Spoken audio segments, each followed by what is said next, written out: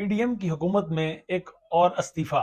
आज चेयरमैन नैब ने इस्तीफा अपना सबमिट कराया था वजीर आजम को, जो कि अब मंजूर कर लिया गया है। आखिर क्या वजूहात थी नाजरीन कि क्यों आखिर चेयरमैन नैब को इस्तीफा देने की जरूरत पेश आई, खसूसन इस पीडीएम की गवर्नमेंट में? इस पर आज गुफ्तगू होगी। साथ में इनके मुतालिक इनके बैकग्राउंड भी जानेंगे चेयरमैन नैब का। और खसूसन आप तक जो बात पहुंचानी है वो है कि इनका 2014 में जब खान साहब धरना लेकर इस्लामाबाद यहाँ पर डी चौक पर बैठे थे उस वक्त नवाज शरीफ के अगेंस्ट, तो उस वक्त इस चेयरमैन नैब का उस धरने से क्या आखिर ताल्लुक है, इस सब के मुतालिक नाज़रीन आपको बताएंगे, आप तक तमाम मालूमात शेयर करेंगे। मैं हूं सकलैन हुमाना, आप देख रहे हैं मेरा यूट्यूब चैनल और फेसबुक पेज। नाज़रीन, अपने व्लॉग का आगाज करते हैं। अब आफ्ताब सुल्तान, जिन्होंने चेयरमैन नैब से इस्तीफा अपना सबमिट कराया था, जो कि अब इस वक्त तक मंजूर हो चुका है, इनके मुतालिक नाज़रीन जावेद नूर, जो साबिक डीजीआईबी थे, एक बात कहा करते थे कि जो भी शख्स करप्ट हो उससे आफ्ताब सुल्तान अपनी दुश्मनी मोल ले लेता है। ये अल्फाज उस शख्स के लिए थे जो इस वक्त मुस्ताफी हो चुका है चेयरमैन नैब से। जावेद नूर यानी नाज़रीन ये उस वक्त डीजीआईबी थे जब यूसुफ रजा गिलानी प्राइम मिनिस्टर थे, यानी पाकिस्तान पीपल पार्टी की उस वक्त हुकूमत थी। जब उनका रिटायरमेंट का वक्त करीब आया डीजीआईबी जावेद नूर का, तो उस वक्त यूसुफ रजा गिलानी ने उनसे कहा कि या तो आप एक्सटेंशन ले लें या फिर कोई एक बंदा रिकमेंड कर दें जो कि आप जैसा वर्क फिर बाद में जारी रख सके। तो उन्होंने नाज़रीन रिकमेंड किया था आफ्ताब सुल्तान को कि ये वो शख्स है जो करप्ट लोगों के खिलाफ और दुश्मनी मोल ले लेता है। और वो उन्होंने कहा कि वो रिकमेंड इसलिए करेंगे क्योंकि इनका अभी तक माजी बिल्कुल साफ है, शफाफ है, कोई दाग धब्बा, कोई दागदार इनका माजी नहीं है। इसी वजह से आप इन्हें ही चूज करें, इन्हें ही सिलेक्ट किया जाए डीजीआईबी के लिए। और उस वक्त के प्राइम मिनिस्टर यूसुफ रजा गिलानी ने इन्हें यानी आफ्ताब सुल्तान को डीजीआईबी मुकर्रर कर दिया। लेकिन नाज़रीन उस वक्त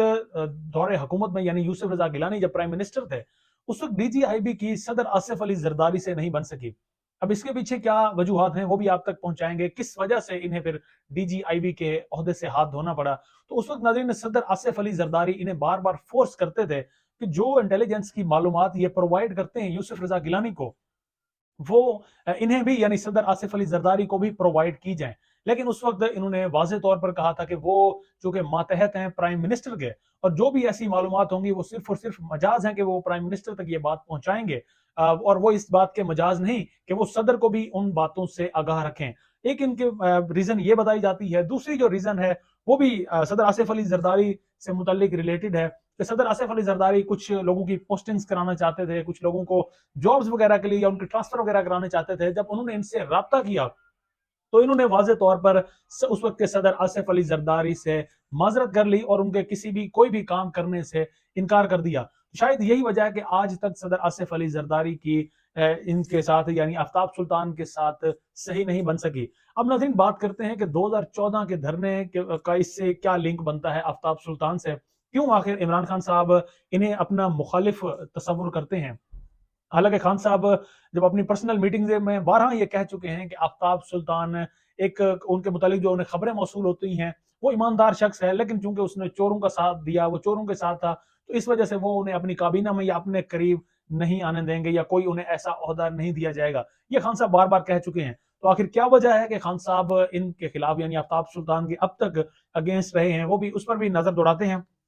2013 के इलेक्शन होते हैं, उसमें पीएमएलएन हुकूमत में आ जाती है। उस वक्त पीएमएलएन के प्राइम मिनिस्टर मुंतखब होते हैं नवाज शरीफ, मुल्क के तीसरी मरतबा मुंतखब होने वाले प्राइम मिनिस्टर नवाज शरीफ एक मरतबा फिर से इन्हें डीजीआईबी मुकर्रर कर देते हैं, यानी आफ्ताब सुल्तान उस वक्त दोबारा से डीजीआईबी तैनात कर दिए जाते हैं, क्योंकि उन नवाज शरीफ तक भी ये बात पहुंच चुकी थी कि ये शख्स बिल्कुल किसी पर भी, चाहे इस शख्स ने सदर आसिफ अली जरदारी से भी पंगा लिए रखा और इस शख्स ने मुशर्रफ को भी आंखें दिखाई रखी, तो ये शख्स किसी की बात नहीं मानता। शायद इसी वजह से इन्हें तैनात किया गया उस वक्त डीजीआईबी के लिए। 2013 के तकरीबन नाज़रीन साल बाद जब इमरान खान साहब ने धरने का ऐलान किया, डी चौक तक पहुंच गए, वहां पर धरना लेकर पहुंच गए, तो उस वक्त नाज़रीन अब तो तकरीबन सारे मामलात आप लोगों के सामने हैं, खुल चुके हैं कि डीजीआईएसआई जहीरुल इस्लाम ने भरपूर उस वक्त सपोर्ट किया था इमरान खान साहब को। ना सिर्फ जहीरुल इस्लाम उस वक्त इमरान खान के हामी थे, बल्कि सरदार तनवीर इलियास जो इस वक्त प्राइम मिनिस्टर हैं आजाद कश्मीर के, वो भी, और मलिक रियाज, ये इन तीन का गठजोड़ था जो उस वक्त नवाज शरीफ को घर भेजना चाहता था। तो इन तीन के गठजोड़ ने यानी जहीरुल इस्लाम ने बाद में राब्ता किया डीजीआईबी से, आफ्ताब सुल्तान से, اور انہوں نے بھی منانے کی کوشش کی کہ وہ بھی ان کے ساتھ ہو جائیں، اور جب استعفیٰ دیا جائے گا نواز شریف کی جانب سے، دوبارہ الیکشنز ہوں گے یا یہ خان صاحب جب دوبارہ اقتدار میں آئیں گے تو ضرور انہیں بھی نوازیں گے. وہ ان کی اپنی ایک اس وقت منطق تھی، اپنی ایک سوچ تھی. لیکن اس شخص نے ناظرین اس وقت ان کا ساتھ دینے سے واضح طور پر انکار کر دیا، بلکہ ان کی کال ریکارڈنگز، ان کی کال ٹیپس پر لگا دی سردار تنویر الیاس کی، ملک ریاض کی، اور ساتھ میں ظہیر الاسلام کی، اور تمام ریکارڈنگز یعنی جن میں یہ شواہد واضح طور پر موجود تھے کہ کس طرح سے آئی ایس آئی سپورٹ کر رہی ہے، کس طرح سے کچھ انٹیلیجنس کے لوگ، کچھ آرمی کے لوگ سپورٹ کر رہے ہیں خان صاحب کو، ان کے خصوصاً اس دھرنے کو. یہ چیزیں انہوں نے ناظرین منوون آفتاب سلطان نے نواز شریف کے سامنے رکھ دی کہ یہ دیکھیں جی، یہ جو لوگ اس وقت آپ کی حکومت کو گرانے کے درپے ہیں اور ان کی جانب سے آپ سے استعفیٰ طلب کیا جا رہا ہے. تو اس وقت نواز شریف نے راحیل شریف جو اس وقت آرمی چیف تھے انہیں بلایا، راحیل شریف کو بلایا، راحیل شریف کو وہ ریکارڈنگ ان کے سامنے رکھی اور ان سے پوچھا کہ یہ ان کی ناک تلے یہ آخر کیا ہو رہا ہے، کیوں آخر ایک سٹنگ پرائم منسٹر کو گھر بھیجنے کی تیاریاں مکمل کی جا رہی ہیں، ان کے خلاف تیاریاں ہو رہی ہیں، اور یہ سارا دھرنے کا جو کھیل تماشا اس وقت جاری ہے ڈی چوک پر. اس وقت راحیل شریف نے پھر برطرف کیا عہدے سے ظہیر الاسلام کو، اور اس کے بعد دھرنا جس طرح سے ختم کیا، یا دھرنے جو مقاصد لے کر خان صاحب آئے تھے وہ مقاصد پورے نہ ہو سکے. تو ناظرین یہی وجہ تھی کہ خان صاحب اب تک انہیں اپنے خلاف سمجھتے ہیں، کہ چونکہ اس وقت ڈی جی آئی بھی یہی تھے، اور انہی کی رپورٹس کی وجہ سے بعد میں ظہیر الاسلام کو بھی اپنے عہدے سے ہاتھ دھونا پڑا، اور خان صاحب بھی اپنے مقاصد میں کامیاب نہ ہو سکے. تو بہرحال ایسے شخص کو اب پی ڈی ایم کی گورنمنٹ میں چیئرمین نیب کی تعیناتی کے لیے انہیں آفر کی گئی. پہلے تو انہوں نے اس آفر کو ٹھکرایا کہ نہیں، اب وہ مزید ایسا کوئی بھی عہدہ نہیں لینا چاہتے، لیکن اس کے بعد زبردستی انہیں اس عہدے سے نوازا گیا. انہیں کہا گیا کہ اگر آپ نہیں لیں گے تو کسی نہ کسی کو، تو کسی ایسے شخص کو تو اس عہدے کو آخر لینا ہی ہے. تو بوجہ مجبوری آفتاب سلطان نے نیب کا یعنی چیئرمین شپ جو نیب کی ہے وہ انہوں نے قبول کر لی. لیکن اس کے بعد اب ناظرین تقریباً کچھ 6 ماہ بھی ان کو تقریباً نہیں ہوئے تھے چیئرمین شپ کو سنبھالے ہوئے، تو اب انہوں نے استعفیٰ دے دیا ہے، سبمٹ کرا دیا ہے، مستعفی ہو گئے ہیں. اب ذرا ان کے استعفے کی وجوہات کی طرف بڑھتے ہیں کہ آخر کیا وجہ تھی کہ انہیں یعنی ایسے بے باک شخص کو، ایسے ایماندار شخص کو استعفیٰ آخر کیوں دینا پڑا. تو اس کی ناظرین واضح طور پر مثالیں ہمارے سامنے پہلے بھی ہیں کہ جب خان صاحب دور اقتدار میں تھے تو اس وقت کے چیئرمین نیب جاوید اقبال، جو اب خان صاحب خود یہ تسلیم کر رہے ہیں کہ اس وقت نیب کا ادارہ خان صاحب کے کنٹرول میں نہیں تھا، یعنی اس وقت نیب کوئی اور ہی کنٹرول کر رہے تھے، نیوٹرلز کنٹرول کر رہے تھے، کیسز بن رہے تھے، ریفرنسز بن رہے تھے، اور اس کے بعد گرفتاریاں عمل میں لائی جا رہی تھی. اب سیم پی ڈی ایم کی چونکہ گورنمنٹ آ چکی ہے اور سہولت کار بھی اس وقت تقریباً پی ڈی ایم کے ساتھ ہیں، تو اب یہ لوگ یہی دوبارہ سے ڈیمانڈ کر رہے تھے کہ اب چونکہ خان صاحب اب اپوزیشن میں ہیں، باہر جا چکے ہیں، تو اب ان کے خلاف ریفرنسز بنائے جائیں، ان کے خلاف کیسز بنائے جائیں اور انہیں کو ہی گرفتار کیا جائے، گرفتاریاں اصل میں یعنی کہ عمل میں لائی جائیں. اسی حوالے سے ناظرین مبشر زیدی نے بھی ایک ٹویٹ کیا ہے کہ اصل میں ان کے استعفیٰ دینے کی وجہ صرف یہی ہے کہ انہیں مجبور کیا جا رہا تھا کہ گرفتاریاں عمل میں لائی جائیں، خان صاحب کی ہو چاہے وہ ان کے پارٹی کے دیگر رہنماؤں کی ہو، ان کی گرفتاریاں میں عمل میں لائی جائیں. اور انہوں نے صاف انکار کیا ہے کہ وہ کسی کے دباؤ میں رہ کر کوئی بھی کام نہیں کر سکتے، نہ ہی وہ کسی کا اعلی کار بن سکتے ہیں، نہ ہی وہ کسی کے کہنے پر گرفتاری عمل میں لا سکتے ہیں، نہ ہی وہ کسی کے کہنے پر کوئی نئے کیسز، کوئی ایسے فضول کیسز بنا سکتے ہیں جن کی کوئی منطق نہ ہو. اسی وجہ سے انہوں نے کسی کا اعلی کار بننے کے بجائے مستعفی ہونے کو اپنے لیے بہتر سمجھا اور انہوں نے استعفیٰ اپنا سبمٹ کروایا. آخری کتاب میں ناظرین انہوں نے کہا ہے کہ ایک پلاٹ جس کے پاس ہو اس کو کہا جاتا ہے کہ مجھے یعنی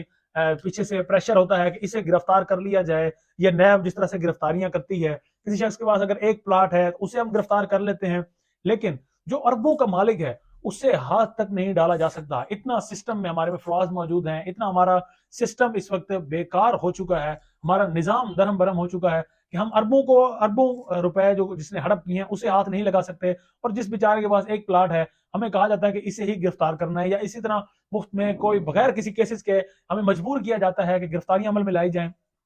اسی وجہ سے اس پریشر سے بچنے کے لیے، یا جس طرح سے پیچھے انہیں کہا جا رہا ہے گرفتاریوں کا یا کیسز کا، تو اس سے بچنے کے لیے انہوں نے اپنا استعفیٰ سبمٹ کرایا ہے. اور آخری خطاب میں بھی وہ یہی کہہ کر گئے ہیں کہ اگر اس طرح سے اور دیگر بھی جس طرح کے ادارے ہیں ان میں بھی اگر ایسا ہی لوگ کھیل کھیل رہے ہیں، یا اسی طرح سے کوئی عمل میں لایا جا رہا ہے کہ مفت میں کیسز بنائے جائیں، گرفتاریاں کی جائیں، تو اس طرح کے اوچھے ہتھ کنڈوں میں وہ آنے والے نہیں ہیں. اور نہ ہی وہ کسی کے اعلی کار بنیں گے۔ تو یہ تھی ناظرین وجوہات چیئرمین نیب کے مستعفی ہونے کی، یعنی آفتاب سلطان کے مستعفی ہونے کی۔ لیکن ناظرین ایسے شخص کو بہرحال میری نظر میں جس شخص پر کوئی اس کا کیریئر سارا داغدار نہ ہو، اس کا کیریئر بالکل کلیئر ہو، ایماندار ہو،